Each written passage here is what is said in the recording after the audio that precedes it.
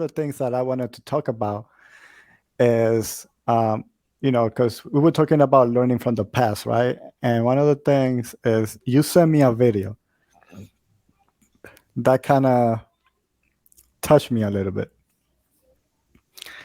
and I don't have the video pulled up, so I don't know if I'll be able to share it, or I'll see if I could find a way to bring it up. But you sent me a video about that. It was called why uh, why Africa is a graveyard for Africans. You remember with that video that you sent me? Yeah, I'm gonna try Can to you look for it tell and send it to you. So, I'm gonna look for it so I can send it to you back again. Yeah, I'm gonna look for it. why the video was titled why Africa is a graveyard for Africans. And at first I didn't understand. I just looked at the title, so I clicked on it, and what kept what I you know what I saw in this video is kind of hit me, because everybody who have migrated, everybody who's an immigrant and has traveled and have left their native country for a better life,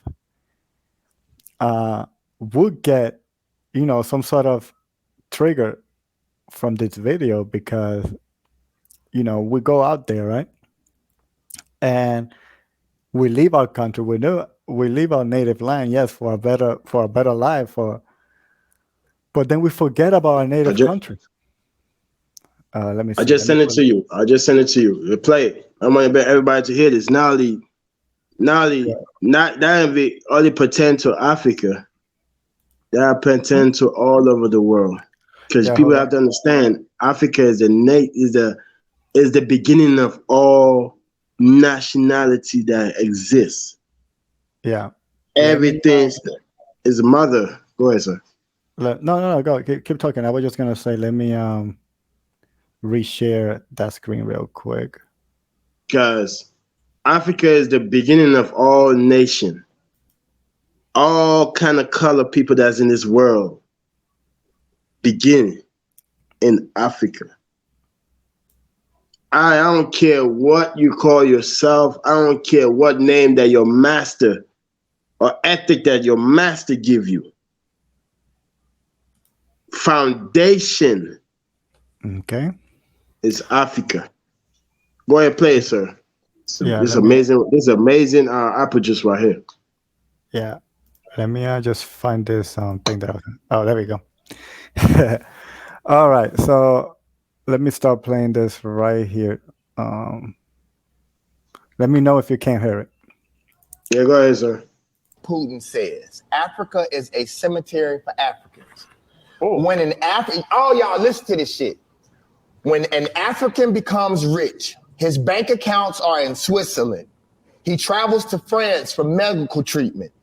He invests in Germany. He buys from Dubai. He consumes Chinese. He prays in Rome or Mecca. His children study in Europe. He travels to Canada, USA, and Europe for tourism. If he dies, he will be buried in his native country.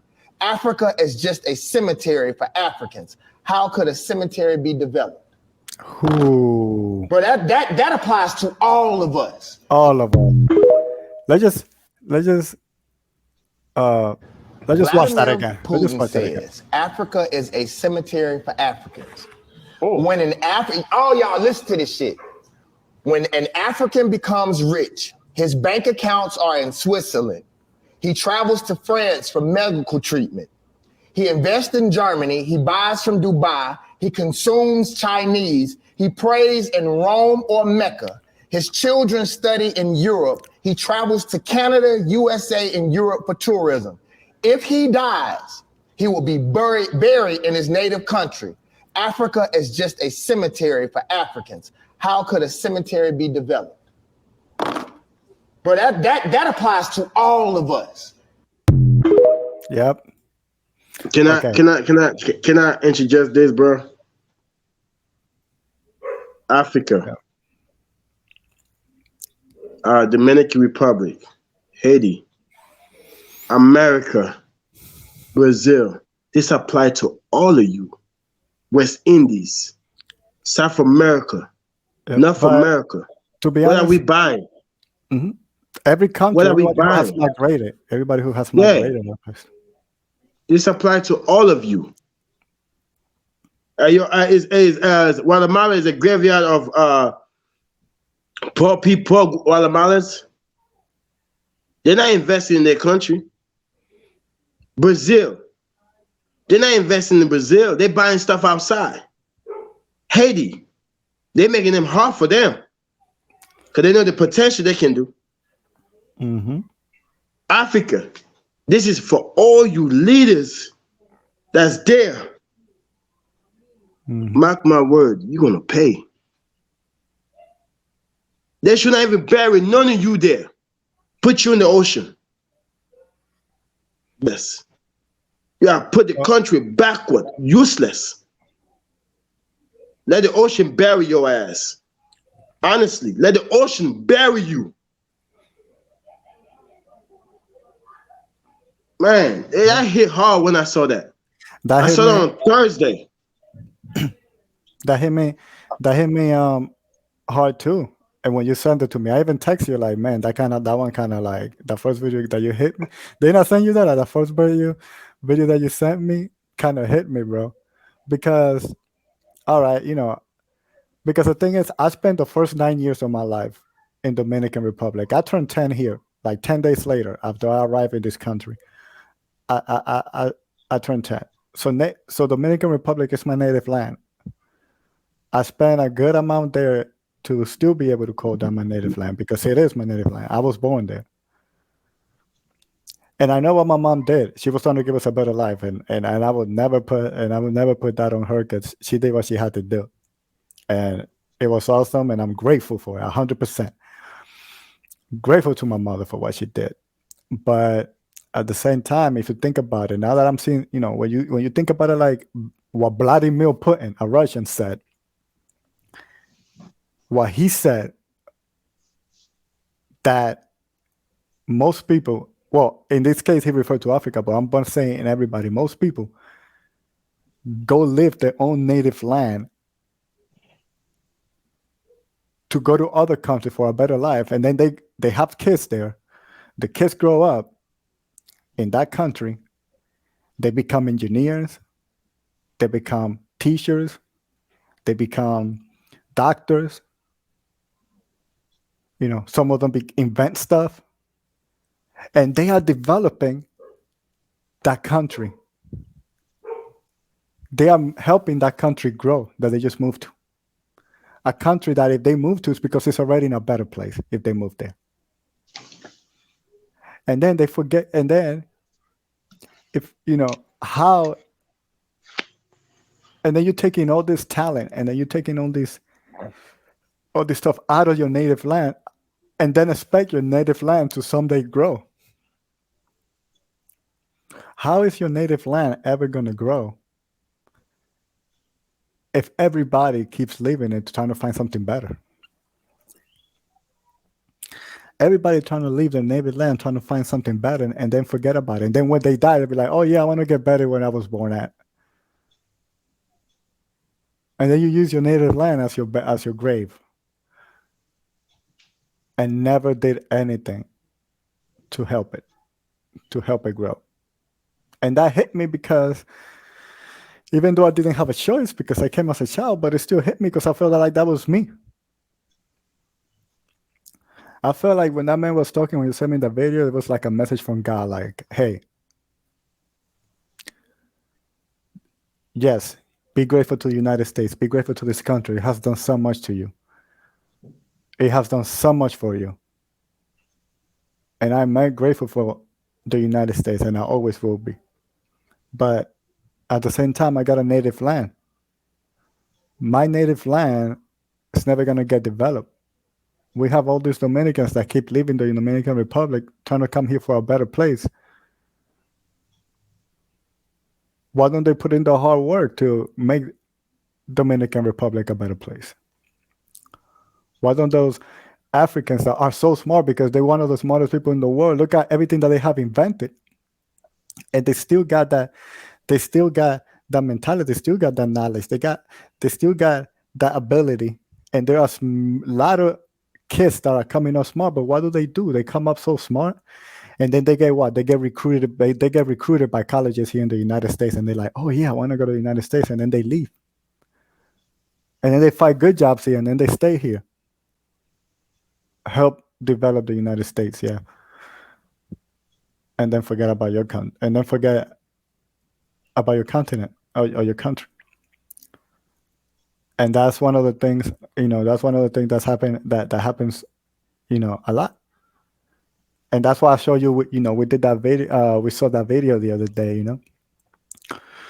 they are coming up with programs to keep these kids over there in Africa, but people still looking for something better.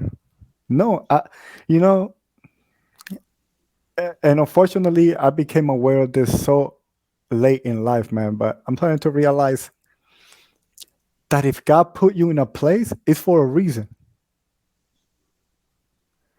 If I was born in Dominican Republic, it was for a reason. I had a purpose there. Then you go live your native country, and you go to another country where in the first your purpose wasn't there, and then you see that you go to the new country, and guess what? You go there, what you gotta do? You're gonna have to be a slave. You're gonna have to work super hard. You're gonna have to give all this stuff to this new country so your children could live better in that country. And you know why that happens? Because you went against what your purpose was. You were born in a certain country because you were put there for a reason. Because your country, God put you there because there is something that you were supposed to do in that area, in that country. You were supposed to do there. You were supposed to bring that country up some way, somehow. Even if it was something small, your small part was going to take part of a big plan that God had for that country, but you left because it got tough there, and you left it. And because you left it, now you go to somewhere else, not to live a better life, because now you're struggling. People come here, they leave their native land where they're struggling to come to another country to struggle. To struggle. Ask any Dominican that left Dominican Republic supposedly for a better life if they living better here than they lived over there. No, they got more benefits that they could take advantage of, yes. But no. No. Why you struggle when you go to another country? Because you live in your mainland. You live in your mainland where that's not your purpose. You're going to a place where you're not supposed to be at. You're not gonna fit in because God didn't program you. God didn't shape you for that part of the world that you're trying to go to. Yes, you could go visit, you could enjoy it, you could stay there for a couple months and stuff like that. But your job and your work was not supposed to be there. And that's something that I'm realizing too late now in life. I mean, it's not too late, it's never too late, but it is at this point in my life where now I'm stuck. I'm stuck in an area and that I cannot just walk away from currently in the moment, but if I would have known that, if I would have felt like I felt right now, probably would have been a whole different life. If I would have think like this man is thinking, or listen to watch a video like this when I was like 18. I was like, no, I'm gonna use whatever I had in my mind. Like that country has to be developed. That country has to grow.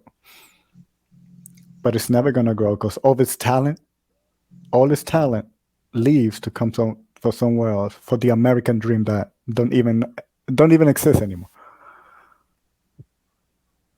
There is no American dream. But people still live in their country for it. For an idea. And then their countries go down to shit. And they're like, oh man, that sucks. I'm sorry, man. Well, Now, of course, yeah, if you need to leave your country because there are safety issues, your life is in danger or something, yeah, that's a whole different story. I'm not talking about that. I'm talking about you live in your well-established country to go shape somebody else, to go shape another country. That's what I'm talking about. And unfortunately, that's a lot of the things that we have done. You know. But we gotta look at it like this. Some of us were born in places that you're right. We're supposed to bring forth. We're supposed to go and bring forth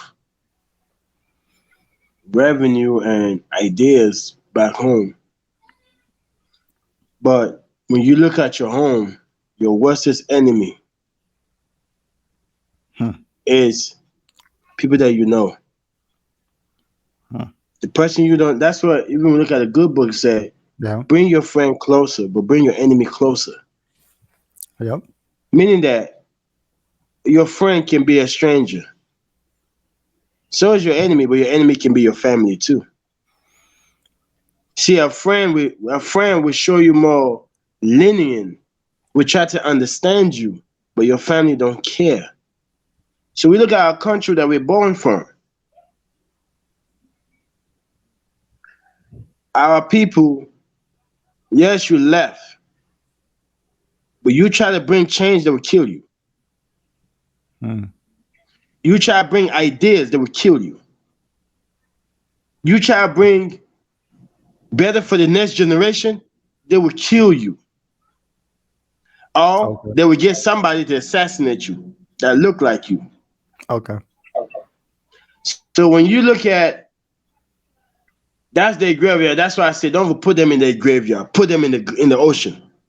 Let the shark feed on their dead flesh, the useless flesh, because they have destroyed their country. Yeah. David Banner was right. Leonard Pullman, he spoke the truth.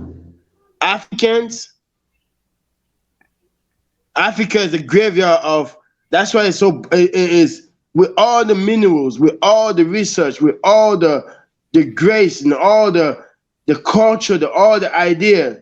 They lack humanity and change. What do you mean humanity change? You can see certain places in Africa, you see change. You start seeing growth. You go down the street, you see destruction. See, the thing that even everybody know, this is what bothered me. Everybody know the potentials that Africans, they was the first kings, they was the first rulers, they was the first inventions, they were the first. When you have the first and you know what they can do, all you gotta bring is division. They're gonna fight against each other. You're gonna say, "Oh, I'm Zimbabwe." That's why I love this guy. He's from South Africa. Malema. He say Africans were called Africans. There was no West African. There was not South African. There was not enough African. They were Africans. If I go up the street, I see Zimbabwe. That's an African. There was no division. We was one. So when you talk to somebody, you do a real DNA test, and you see the migration of these people. They're not who they call themselves. You can say, "Oh, I am an Igbo." You do your DNA test, you look how deep. You're not fully Igbo. You end up in South Africa, one of those tribes. Because we have migrate. We cannot say what our conqueror have give us a name. We can say, okay, what is our heritage? What is our bloodline? What is our people? That's why even if I go to DR, I didn't know there was a black people in DR. I thought it was all Spanish people. I didn't know there was all light-skinned Mexicans. I see some black, black man, blacker than me Mexican. I said, what the hell you doing here? I was born here. Damn, boy, you blacker than me. Yeah. I met I met an Indian girl, like your complexion. Her mama blacker than me. How the hell you get black? She said, my mom is black. My husband is black.